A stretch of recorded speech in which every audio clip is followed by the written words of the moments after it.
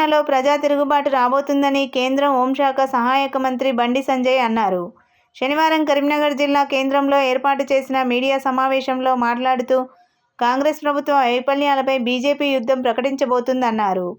మహారాష్ట్రలో ఎన్ని అబద్ధాలు ప్రచారం చేసినా కాంగ్రెస్ కూటమిని ప్రజలు నమ్మలేదన్నారు. ప్రధానమంత్రి నరేంద్ర మోడీ అభివృద్ధి మంత్రమే పనిచేస్తుందని, గతంలో కంటే ఎక్కువ మెజారిటీ సీట్లు బీజేపీ కూటమికి కట్టబెట్టడమే ఇందుకు నిదర్శనమన్నారు. కాంగ్రెస్ ఐరన్ లెగ్ పార్టీ అని, ఆ పార్టీతో జతకట్టిన పార్టీలన్నీ మునిగిపోతాయన్నారు. ఇప్పుడే ఫలితాలు ఇంకా వెలువడుతున్నాయి.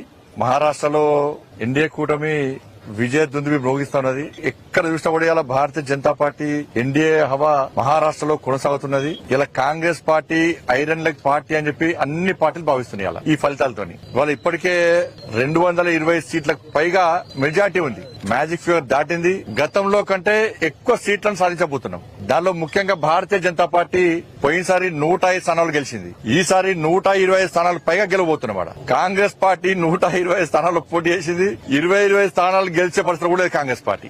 దాంతో పాటు యూపీలో కూడా 9 స్థానాల్లో 7 స్థానాల్లో భారతీయ జనతా పార్టీ మెజార్టీలో ఉంది. మహారాష్ట్రలో కాంగ్రెస్ పార్టీ ఎన్డీఏ కూటమి ఎన్ని అబద్ద ప్రచారాలు చేసినప్పుడు కూడా ఇవాళ ప్రజలు వాటిని నమ్మలేదు.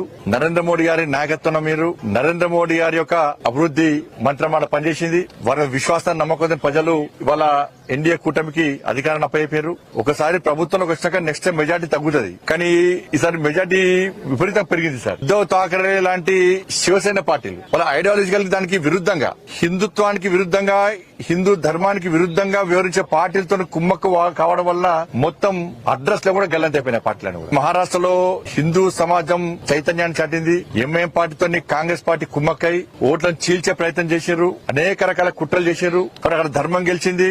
ప్రజలు చీలిపోద్దని చెప్పి బటెంగేతో కటెంగే అని చెప్పి ఒక సందేశం అది ప్రజలకు వెళ్ళింది. ప్రజలు వాళ్ళ ఐక్యతను ప్రదర్శించారు. మహారాష్ట్ర ప్రజల ఐక్యతనే ఇలా ఎన్డీఏ కూటమికి విజయానికి నాంది. వాళ్ళ ఇలా సమాజం ఐక్యంగా ఉంటే ఏ విధంగా ఫలితాలు వస్తాయో ఇలా మహారాష్ట్ర ఫలితాలు స్పష్టం చేస్తాయి.